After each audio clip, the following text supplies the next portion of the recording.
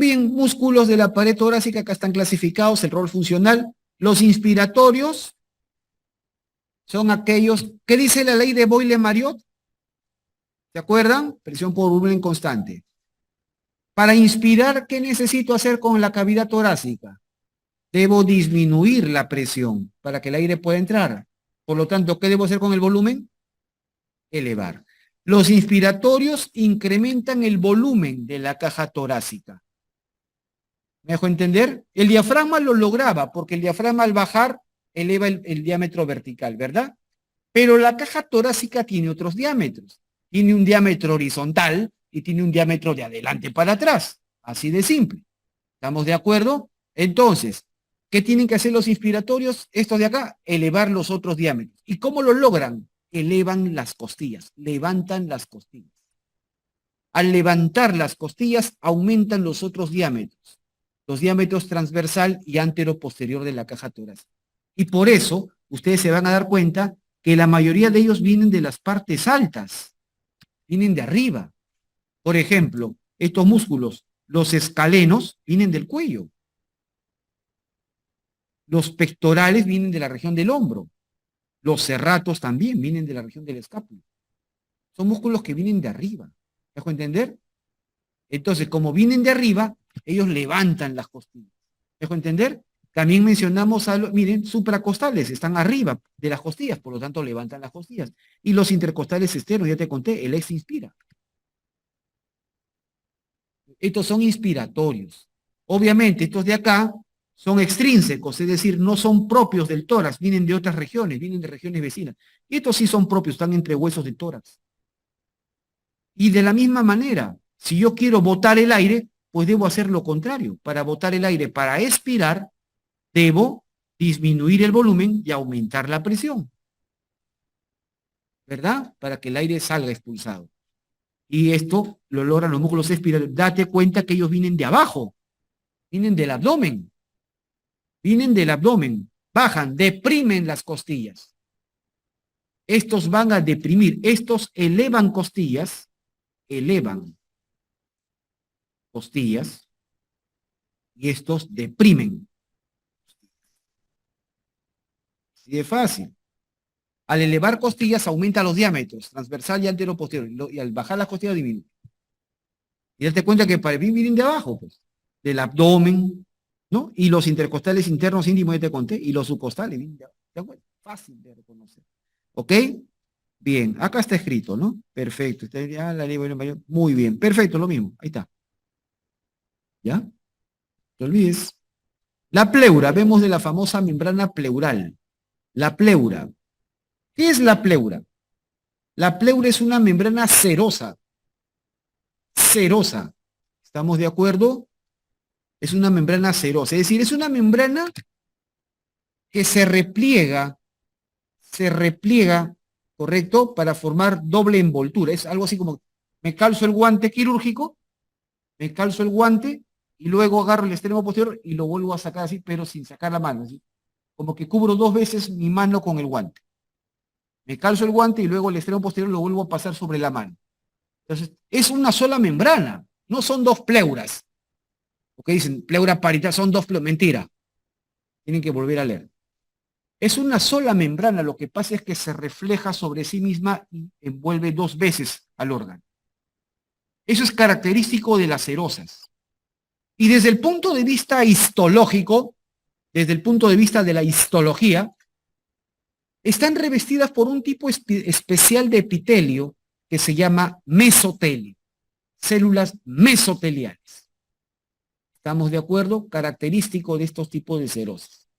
Entonces, una serosa es una membrana que va a envolver dos veces a una víscera porque se refleja sobre sí misma y va a estar revestida internamente por un epitelio que se llama mesotelio. ¿Ok? Por eso cuando hay tumores, los mesoteliomas, ¿correcto? Que se originan en estas membranas. ¿Ok? Bien. Entonces, tiene dos hojas, entonces como decir, no son dos pleuras, es una sola pleura en cada lado, claro, una pleura derecha, una pleura izquierda, pero cada una tiene dos hojas. La parietal, que es la más externa, y la visceral, que es la que está íntimamente pegada al pulmón. ¿Correcto? Bien, la parietal es externa y posee sensibilidad e inervación somática. Somática. ¿Qué significa? Que a la punción o la irritación de la pleura parietal rápidamente se reconoce como dolor y dolor localizado. El paciente te señala con un dedo, me duele aquí. ¿Estamos de acuerdo? El dolor somático es el dolor típico de superficies corporales. Es el dolor de paredes. ¿Me dejo entender? Entonces, dolor somático. ¿Y quién inerva la pleura parietal? Ahí está. Los nervios intercostales, sobre todo la pleura que está pegada a las costillas. Los nervios intercostales. Pero también la pleura que mira hacia el centro, que mira hacia los órganos del centro, la pleura mediastínica está inervada por el frénico. Por el frénico. El frénico no es un nervio puramente motor, que solamente sirve para inervar el diafragma. Mentira, el frénico es mixto. También tiene función sensitiva, inerva la pleura mediastínica. ¿Quedó claro? Muy bien. Entonces, intercostales y frénico. Por lo tanto, recoge... Por eso, cuando hay un neumotórax, por ejemplo, la causa más frecuente de neumotórax, ¿cuál es? Traumática, ¿no? Traumática. Pero puede haber neumotórax espontáneo, ¿verdad? Por un bleb pleural, una ruptura por ejemplo, espacios, ¿no? Bulas pleurales que están cerca a la pared del pulmón, se rompen, abren pleura visceral y se meten al espacio pleural. ¿Me dejo entender? ¿Está claro? Ruptura de bulas pleurales. Al producirse un neumotórax espontáneo, por ejemplo, un chico que está haciendo un esfuerzo físico, está jugando su pichanga de fin de semana, su fútbol y de pronto, ¡ah! ¿Cuál es la manifestación inicial? Dolor. Dolor, porque lo que duele es la pleura parietal. ¿Me dejo entender? Dolor en punzada de costado, dolor de costado tipo punzada, y eso es lo principal. En cambio, la pleura visceral, vamos directo al grano, tiene inervación visceral, inervación autónoma. Y la irritación de la pleura visceral no te produce dolor localizado, lo que te va a dar es un acceso de tos, irritabilidad de la víscera, te va a producir reflejo de la víscera. La irritación de pleura visceral produce acceso de tos. Por eso, cuando hay un neumotórax espontáneo, la primera manifestación es dolor en punta de costado, ¿correcto? Somático, fácil de localizar, el paciente lo señala con un dedo, y tos seca, tos bastante exigente, ¿correcto? Entonces, dolor en punta de costado con acceso de tos, después de hacer un esfuerzo físico, sospechar en neumotórax espontáneo, radiografía de tórax, de frente. ¿Estamos de acuerdo? Sí, así de fácil. Por eso, por el tipo de inervación que tiene. La pleura visceral, como lo digo coloquialmente, es como el bikini del pulmón. Es como el bikini del pulmón. ¿Por qué? Porque está firmemente adherido al pulmón y además se mete en sus fisuras. ¿Estamos de acuerdo? Pues es el famoso caso pues, del pseudotumor pulmonar, ¿no? Porque cuando el paciente expira, lo botas el aire, los lóbulos pulmonares se separan. Se abre el espacio entre los lóbulos y ahí está la pleura visceral. ¿Me dejo entender? Perfecto. Y eso lo van a ver. Muy bien. Se meten y forman los tabiques intersegmentarios. Muy bien. Perfecto. Como les dije hace un rato, los vértices pulmonares y los vértices de la pleura sobrepasan, ¿se acuerdan? El orificio cérvico-torácico, ¿se acuerdan? Cuando hablé del tumor de Pancoas y el síndrome que puede causar el síndrome de Pancoas. Perfecto. El vértice derecho es más alto que el izquierdo, ¿ven? Es más alto que el izquierdo. ¿Por qué el pulmón derecho sobresale más arriba que el izquierdo? Nuevamente por el mismo motivo que hace un rato vimos, por la presencia del hígado. El hígado levanta más al pulmón derecho que el izquierdo. ¿Me dejo entender? Por eso el pulmón derecho es más alto que el izquierdo. Muy bien. Eso también les dije hace un rato. El borde anterior de ambas pleuras se juntan, mira, ¿ve? Contactan detrás de la mitad superior del cuerpo del esternón.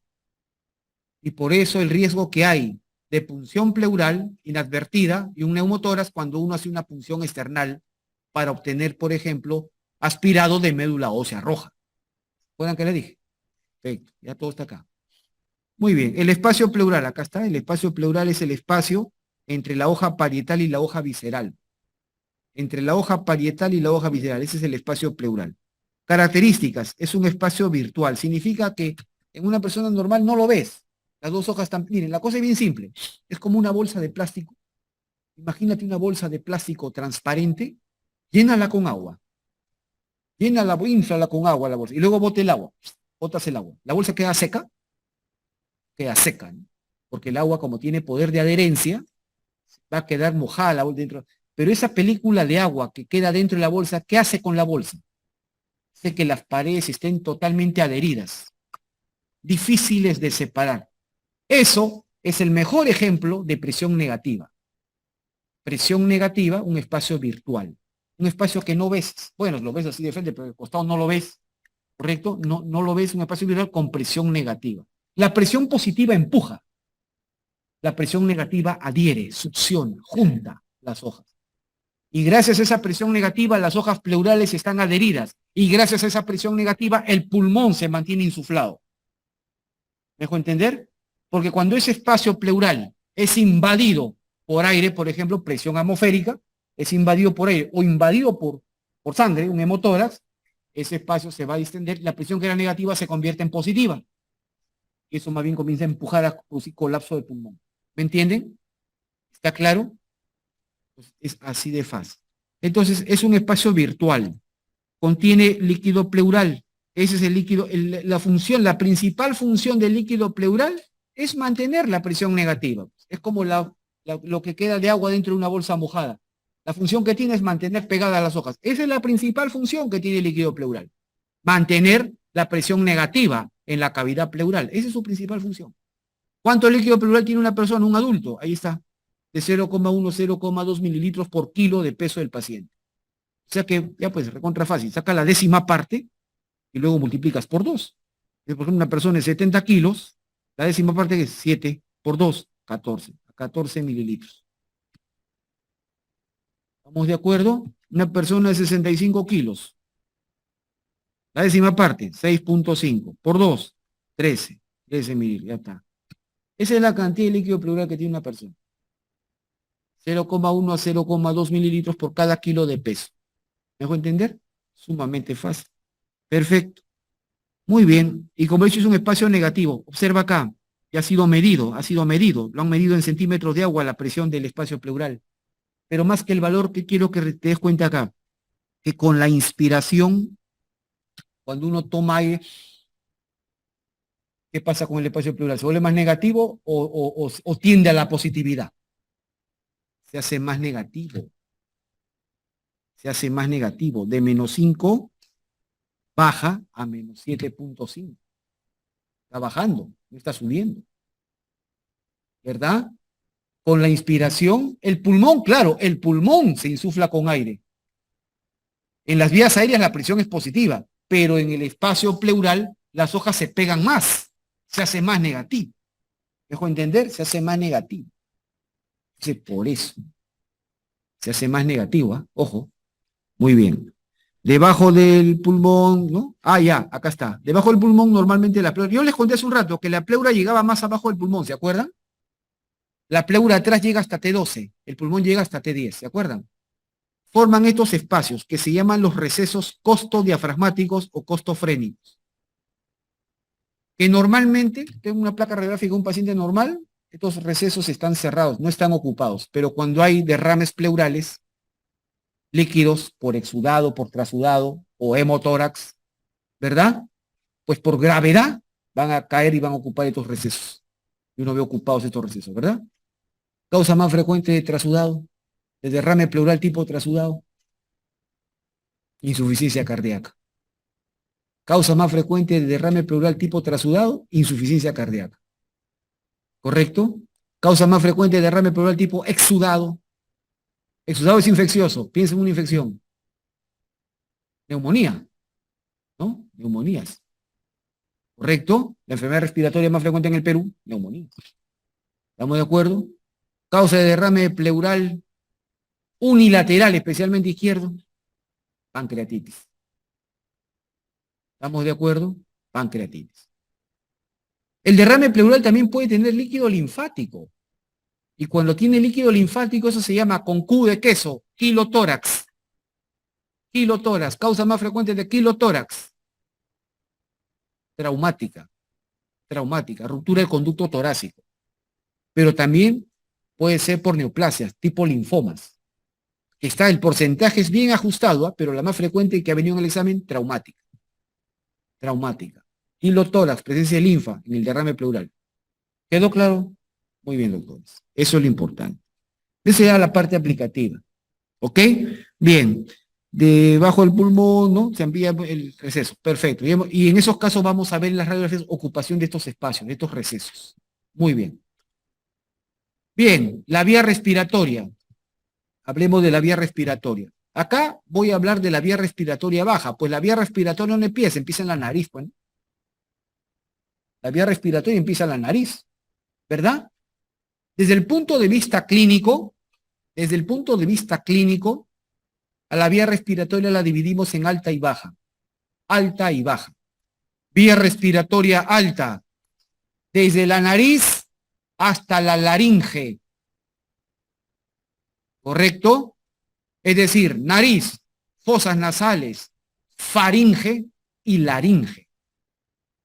¿Correcto? Nariz, fosas nasales y fala. Faringe y laringe. ¿Estamos de acuerdo? ¿Cómo se llama el cartílago más bajo que tiene la laringe? Cricoides. Cricoides. El cartílago más bajo que tiene la laringe se llama, con C de casa, cricoides. Entonces, donde termina la laringe, donde termina el cricoides, ahí termina la vía respiratoria alta. ¿Y quién nace? ¿Quién se origina debajo del cricoides, debajo de la laringe? La tráquea. La tráquea comienza debajo de la laringe. La tráquea comienza debajo del cricoides. El cricoides pertenece a la laringe. Debajo de él comienza la tráquea. ¿Correcto? Y desde la tráquea hasta finalmente los alveolos, desde la tráquea hasta los alveolos, eso ya es la vía respiratoria baja. Y está todo el camino ahí, está escrito ahí. Todos los componentes, ¿correcto? Por lo tanto, y eso lo van a ver en pediatría, ¿no? Ya lo han visto seguramente en pediatría. Por ejemplo, una faringitis, una faringoamigdalitis, una laringitis, ¿verdad? Una laringitis son procesos de vías respiratorias altas. Pero, por ejemplo, una traqueitis, una traqueobronquitis, una bronquitis, una bronquiolitis, ¿verdad? Son vías respiratorias bajas. El asma, ¿verdad? El asma bronquial son procesos respiratorios bajos. ¿Estamos de acuerdo? Cuyo manejo definitivamente es totalmente diferente de las vías respiratorias altas. Por eso, esa es la división clínica que tenemos. Y por eso, anatómicamente, yo lo ajusto acá. Y la vía respiratoria baja empieza en la tráquea. La vía respiratoria alta la veremos en cabeza y cuello. ¿Ok? Bien. Entonces, empezamos con la tráquea, van a seguir los bronquios, que se van a dividir los bronquios primarios, ¿correcto? Pulmonares, porque van uno a cada pulmón. Los bronquios secundarios o lobales, porque los pulmones se van a dividir en lóbulos. En lóbulos. Luego los bronquios terciarios o segmentarios. Luego vamos a tener los bronquios subsegmentarios, largos, cortos.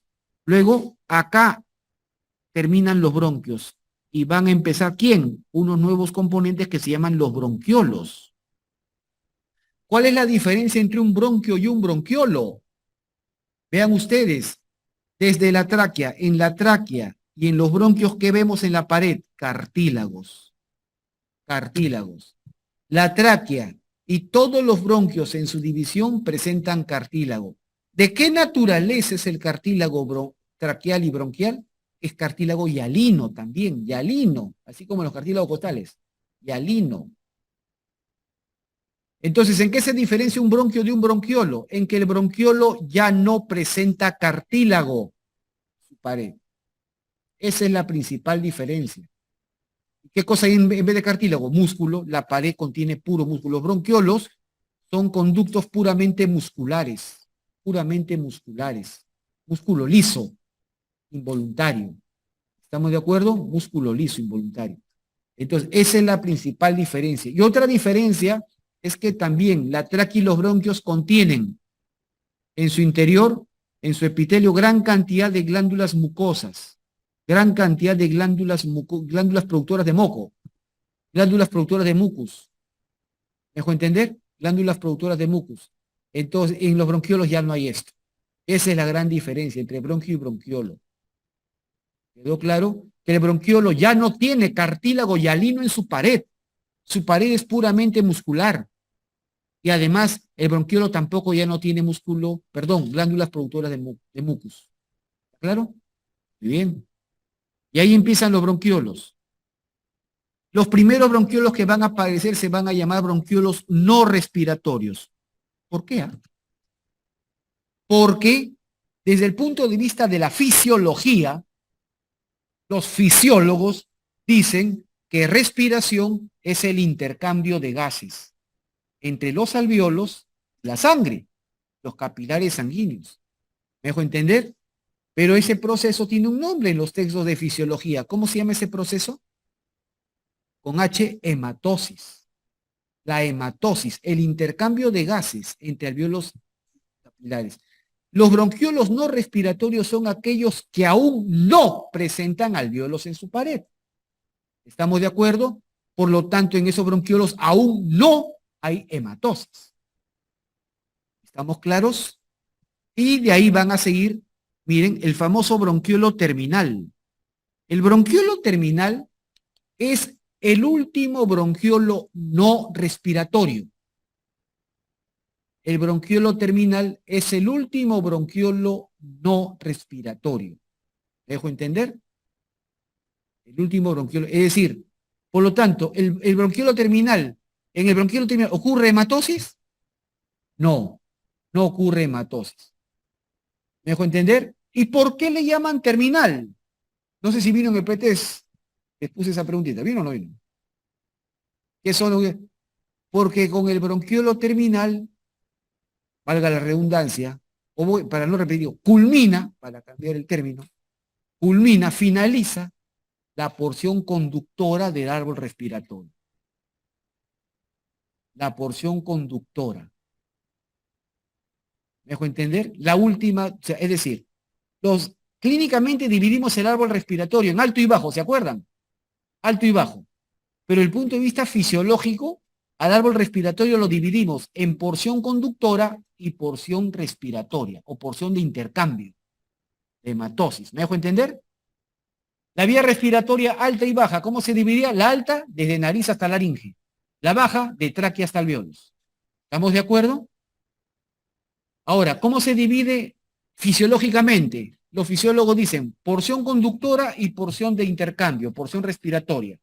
Hematosis, correcto, de acuerdo. Entonces, ¿cuál es la porción conductora? Desde la nariz hasta los bronquiolos terminales. Con los bronquios terminales finaliza la porción conductora del árbol respiratorio, porque son los últimos bronquiolos que aún no tienen alvéolos y no producen hematosis. ¿Estamos de acuerdo? Después de los bronquiolos terminales aparecen los bronquiolos respiratorios, que ha sido pregunta hace 2 años en el examen de residentado. Los bronquiolos respiratorios, ¿qué serán? ¿Cuáles serán? Aquellos donde empiezan a aparecer, ¿qué cosa? Los alvéolos. Esto vino hace 2 años. Porción del árbol respiratorio donde aparecen los alvéolos. Respuesta, bronquiolo respiratorio. ¿Estamos de acuerdo? Te ponen a los chicos de guerra, creo. Estamos de acuerdo, chicos, muy, muy fácil. Alguien que ha pasado por estas aulas, evidentemente, esa pregunta es muy sencilla. ¿Estamos claros? Muy bien. Entonces, está claro. Los bronquiolos respiratorios son aquellos donde empiezan a aparecer los alvéolos. Y si empiezan los alvéolos, ¿qué proceso fisiológico comienza ahí? La hematosis, el intercambio. Ahí comienza. La hematosis empieza en los bronquiolos respiratorios. Y ahí siguen los sacos alveolares y los alvéolos. ¿Estamos de acuerdo? Bien, ahí está la tráquea, constituida por cartílago hialino, vean ustedes ahí, y fibras musculares lisas. ¿Ven? El cartílago de la tráquea y de los bronquios primarios, cartílago de la tráquea y de los bronquios primarios, tiene forma de letra C. Acá lo ven, forma de letra C o de herradura. En su pared posterior está completado por músculo liso, ¿ven?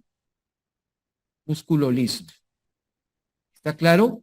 El cartílago es de tipo hialino, pero el cartílago de la tráquea y de los bronquios primarios tiene forma de letra C o de herradura, completado en su pared posterior por músculo liso. ¿Quedó claro?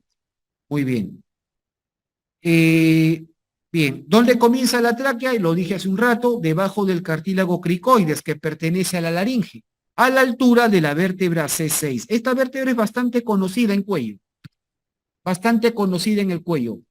4 elementos que quiero que no olvides con respecto a esta vértebra.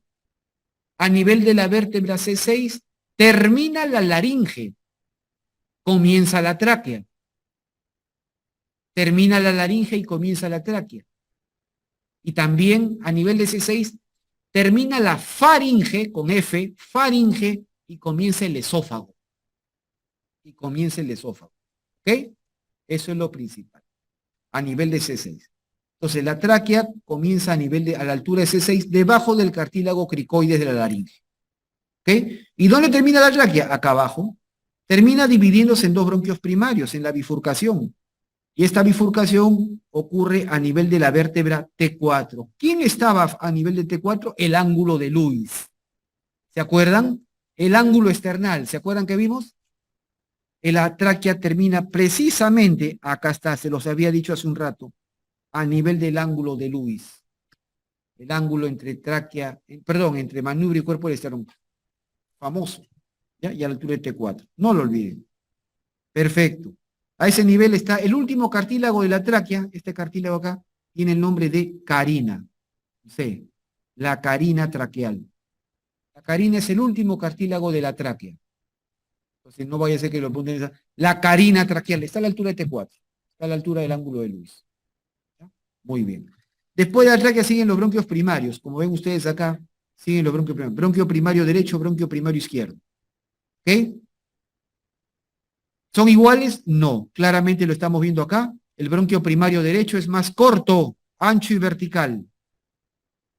El izquierdo es más largo, delgado y horizontal. Para recordar, yo siempre sugiero que con la mano derecha ponen así como una L y lo coloquen así. De esa manera, yo no me olvido nunca cómo están dispuestos mis bronquios primarios. Mis bronquios primarios. ¿Estamos de acuerdo? Mano derecha, formo una L entre el pulgar y el índice, lo coloco así. ¿Estamos de acuerdo? Bronquios primarios. El pulgar va a representar el bronquio primario derecho y el índice el bronquio primario izquierdo. Con eso jamás debo olvidar que el bronquio primario derecho es más corto, es más ancho, más vertical. Y el izquierdo más largo, más delgado, más horizontal. ¿Y eso para qué sirve? Cuando una persona se aspira a un cuerpo extraño o se insumerge en el agua y se ahoga, los cuerpos extraños, las partículas o los líquidos, los fluidos que no sean aire, si se meten por ¿a qué bronquio tienen mayor predilección de entrar? Al derecho. Al derecho. Así de claro. Entonces, la mayor probabilidad de que se invada la vía respiratoria derecha, ¿correcto? Es por la disposición del bronquio primario derecho. Más corto, más ancho, más vertical. ¿Estamos de acuerdo? No lo olvides. Es fundamental eso. ¿Ya? Perfecto. Nada más. Luego de los bronquios primarios ¿cuántos son? 2 nada más. Los bronquios primarios son 2. Uno para cada pulmón. Uno derecho, uno izquierdo. ¿Correcto? Luego siguen los bronquios secundarios o bronquios lobares. Para esto hay que recordar algo. El pulmón derecho, ¿cuántos lóbulos tiene? El pulmón derecho tiene 3 lóbulos y el izquierdo tiene solo 2. Solo 2. ¿Correcto? Entonces, el pulmón derecho, por lo tanto, habrán 3 bronquios secundarios, 3 bronquios lobares en el lado derecho. Y en el izquierdo solamente 2. Solamente 2. ¿Cómo se llaman? En el lado derecho se llama bronquio lobar superior, lobar medio, lobar inferior. ¿Correcto? Ahí está escrito. Y en el izquierdo, pues lobar superior y lobar inferior nada más. No hay bronquio lobar medio. El pulmón izquierdo no tiene lóbulo medio. ¿Estamos de acuerdo? No tiene lóbulo medio. Así de claro. Perfecto. Pero acá hay un detalle. El pulmón izquierdo no tiene lóbulo medio. Es cierto, pero tiene algo que no tiene el pulmón derecho. La famosa língula. Que también ha sido preguntada en los exámenes. La língula. La língula es la porción inferior del lóbulo superior del pulmón izquierdo. Esa es la língula. La porción inferior del lóbulo superior izquierdo. ¿Quedó claro? ¿Y cómo lo vemos acá? Aquí vemos, miren, ve, este es el bronquio lobar superior y este es el bronquio lobar inferior. Del bronquio lobar superior se origina hacia abajo el bronquio de la língula. Este es el bronquio de la língula. Es la rama inferior del bronquio lobar superior. El bronquio de la língula sale del bronquio lobar superior exclusivamente en el lado izquierdo. En el lado derecho no hay. ¿Ok? Muy sencillo. Perfecto. Ya sabemos eso. Luego pasamos a los bronquios terciarios o llamados segmentarios. Para eso hay que recordar lo siguiente. El pulmón derecho, ¿cuántos lóbulos tiene? El pulmón derecho tiene 3 lóbulos, ¿verdad? Superior, medio e inferior. El pulmón derecho tiene además 10 segmentos. 10 segmentos. El pulmón derecho tiene 10 segmentos. 3 en el lóbulo superior, 2 en el lóbulo medio, 5 en el lóbulo inferior. Mira qué fácil. 3, 2, 5. De arriba para abajo. 3, 2, 5. 3 segmentos en el lóbulo superior, 2 en el lóbulo medio, 5 en el lóbulo inferior. Pues, pulmón derecho tiene 10 segmentos, acá está escrito. 3 en el lóbulo superior, 3, 2 en el lóbulo medio, 5 en el lóbulo inferior. Por lo tanto, esa es la cantidad de bronquios segmentarios que tiene el pulmón derecho. El pulmón derecho va a tener 10 bronquios segmentarios, 3 para el superior, 2 para el medio. 5. ¿Quedó claro? Sumamente sencillo. En cambio, el izquierdo, ¿cuántos lóbulos tenía? Solo 2 lóbulos.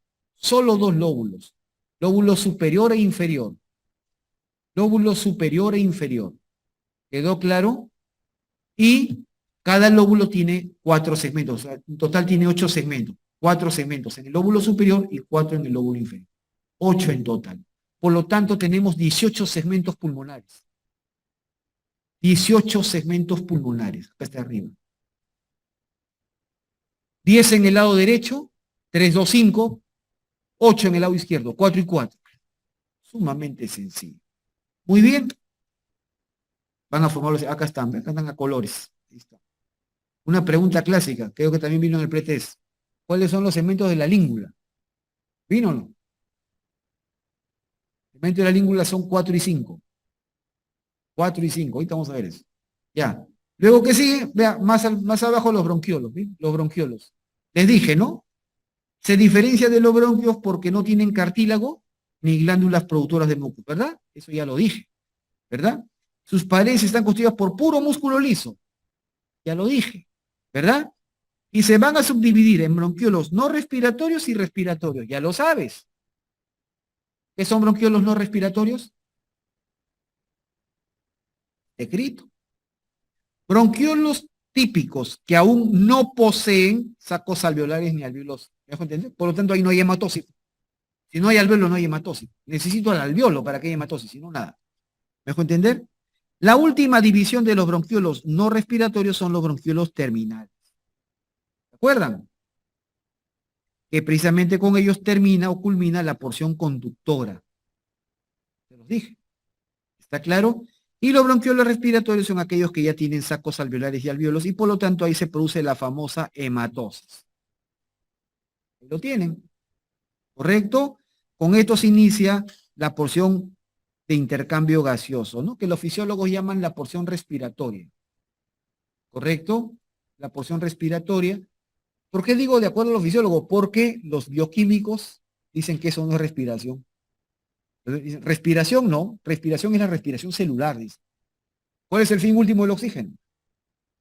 La producción de energía a nivel mitocondrial. Para eso consumimos oxígeno. ¿Me dejo entender? Todo lo demás es camino. Todo lo demás es camino.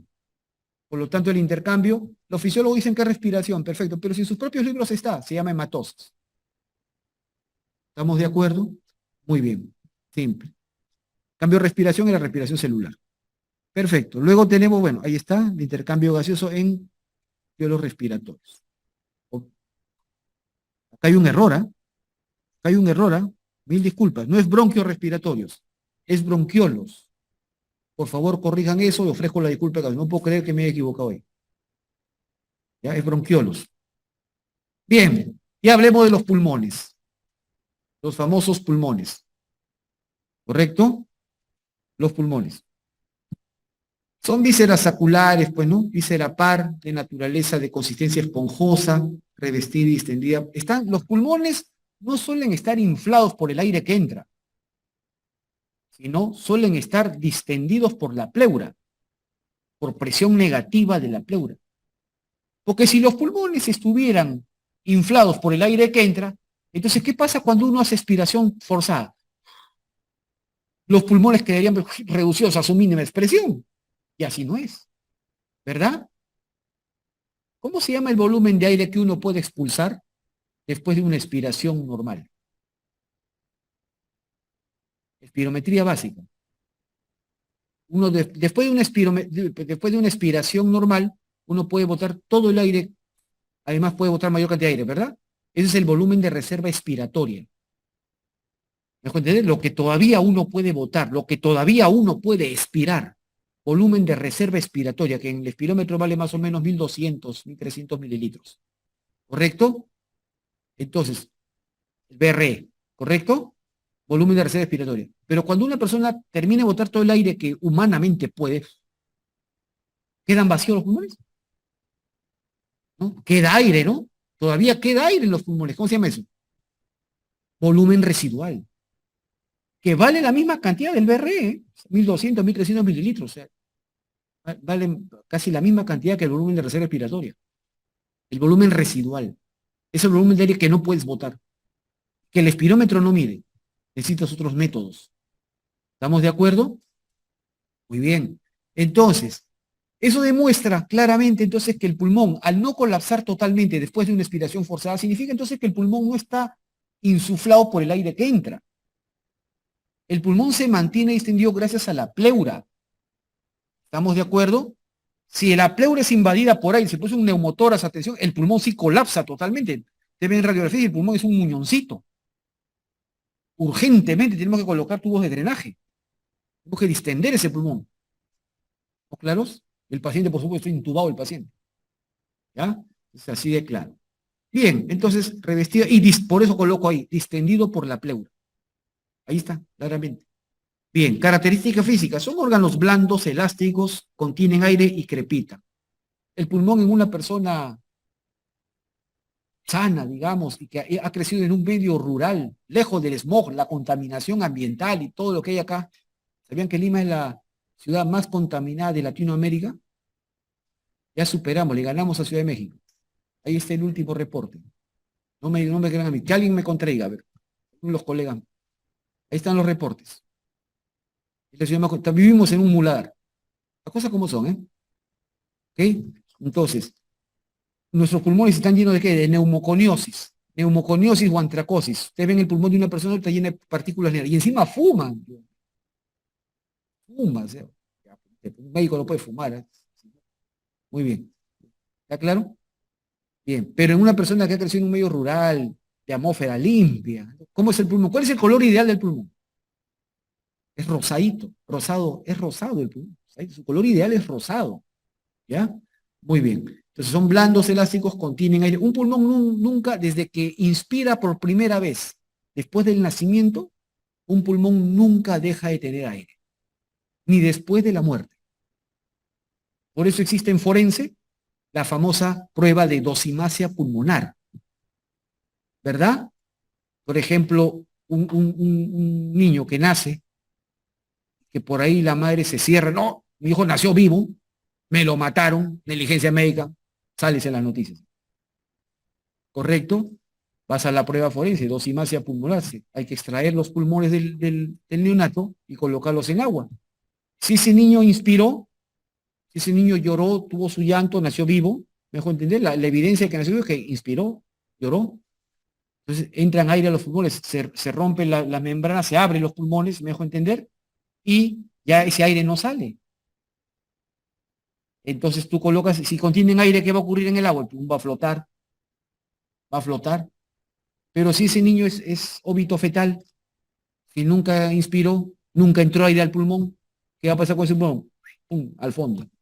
Esa es la prueba de dosimasia pulmonar. ¿Estamos claros? La prueba inequívoca si el pulmón contiene aire o no.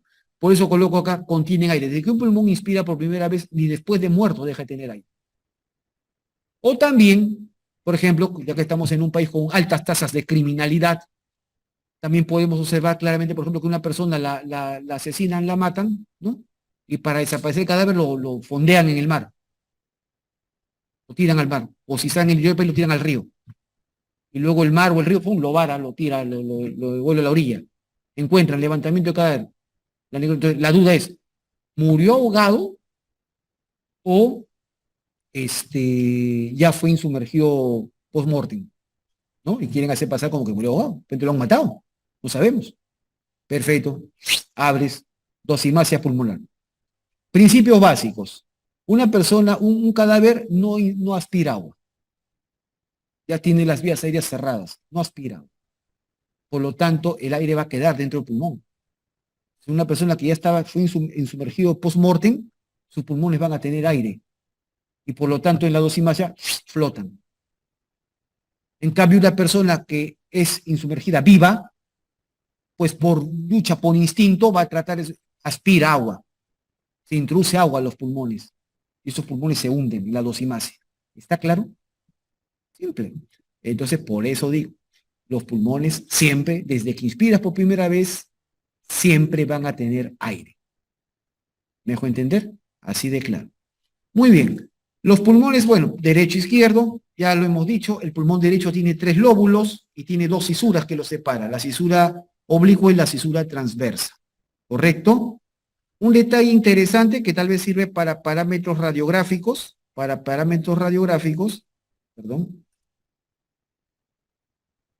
Esta es la cisura transversa, este es pulmón derecho.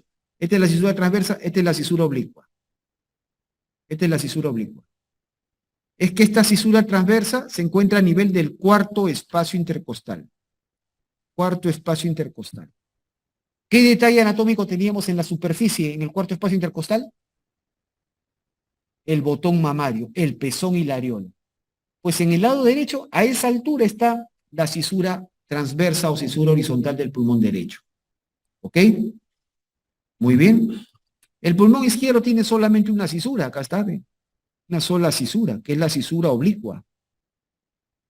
Y por lo tanto, el pulmón derecho tiene 3 lóbulos. ¿Lo ven acá? Lóbulo superior, lóbulo medio, lóbulo inferior. El izquierdo tiene solo 2 lóbulos, superior, lóbulo inferior. Muy bien. El pedículo pulmonar. El pedículo pulmonar es el conjunto de elementos, acá lo vemos, ¿ve? Es este conjunto de elementos que están ingresando y saliendo del pulmón, ¿ve? Por su cara interna, por su cara medial. Aquí vemos el bronquio, las arterias, las venas. ¿Correcto? Miren, en el pulmón derecho, ¿cuál es el elemento más alto y posterior? El bronquio.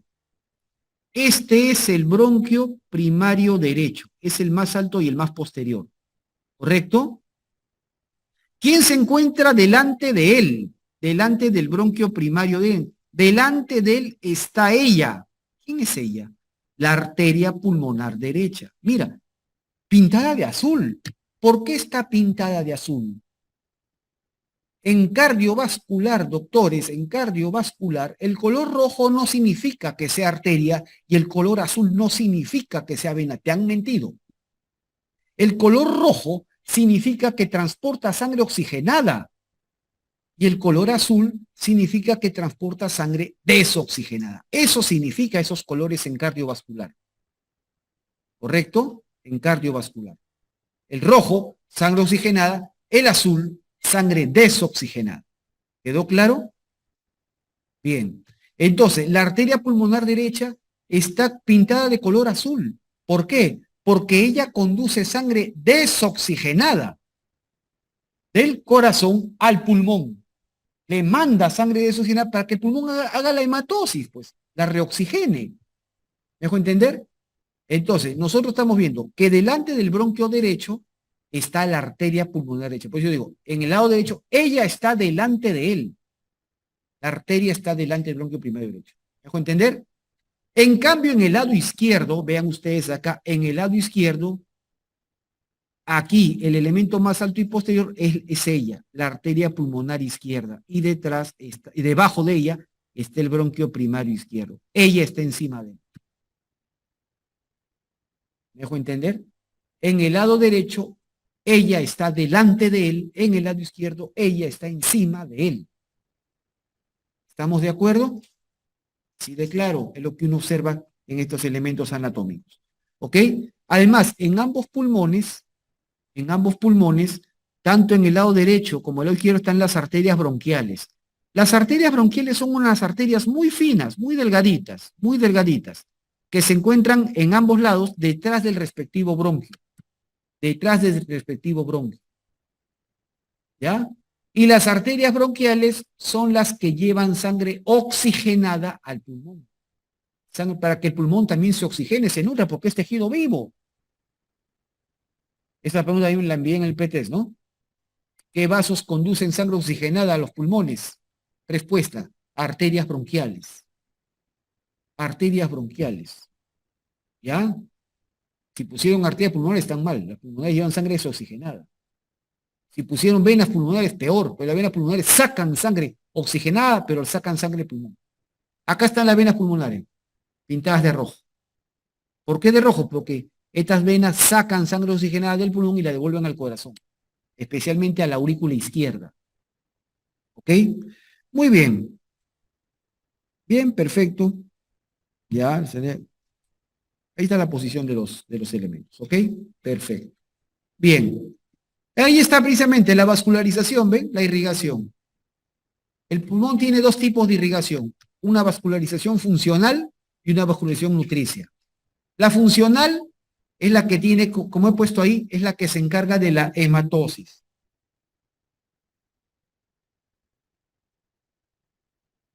Aquí está. ¿Ven? ¿Cuál es la finalidad de la vascularización? La hematosis.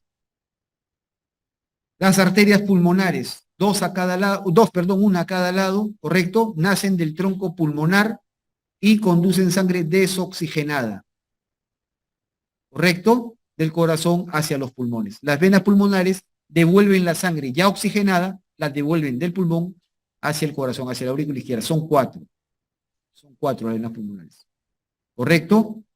Y la irrigación nutricia, oxigenatoria, las arterias bronquiales. Estas llevan sangre oxigenada hacia los pulmones. Punto el PTES. Y las venas bronquiales a la inversa. La vena bronquial derecha va a la vena ácigos. ¿Se acuerdan la vena ácigos? Que hace un rato la mencioné. Y la izquierda va a la hemiácigos superior. ¿Qué está escrito? También ha venido pregunta de examen de recientado. ¿Ok? Bien. En esta tablita les resumo las diferencias entre ambos pulmones, para que las tengan. No son iguales los pulmones. Nótense que el pulmón derecho tiene mayor altura, ¿ven? Tiene mayor diámetro vertical y también tiene mayor diámetro transversal. Pesa casi 100 gramos más que el pulmón izquierdo. El pulmón derecho pesa más. Tiene el 55%, tiene 10% más de volumen y por lo tanto 10% más de alvéolos también, el pulmón derecho. La altura del vértice, ya les conté, sobrepasa más alto el pulmón derecho por la presencia del hígado. ¿Se acuerdan? Las fisuras en el derecho son 2, en el izquierdo es 1, el pulmón derecho tiene 3 lóbulos, el izquierdo tiene 2, el derecho tiene 10 segmentos, les conté, 5 en el lóbulo superior, 2 en el lóbulo medio, 3 en el lóbulo superior, 2 en el lóbulo medio, 5 en el lóbulo inferior. Y el izquierdo tiene 8 segmentos, 4 en el lóbulo superior y 4 en el lóbulo inferior. Arterias pulmonares, una para cada pulmón, venas pulmonares, 2 de cada pulmón. Arterias bronquiales, miren, es una en el pulmón derecho y 2 en el pulmón izquierdo, y venas bronquiales, una de cada pulmón. ¿Correcto? Bien. Y los segmentos, que ya les he contado igualito, son 10 en el superior, pero 10 en el pulmón derecho y 8 en el izquierdo. Igualito que los bronquios, lo mismo. Pregunta básica, acá están. ¿Cuáles son los segmentos que hay en la língula? ¿Cuáles son los segmentos que hay en la língula? El 4 y el 5, ¿lo ven? Aquí estarían. Este es el segmento 4 y el segmento 5. Los segmentos de la língula. La língula la han preguntado, ¿eh? En más de una ocasión. Por lo tanto, hay que tenerla en cuenta. ¿Cuáles son los segmentos que están en la língula? El 4 y el 5. ¿Ok? Eso es lo más característico.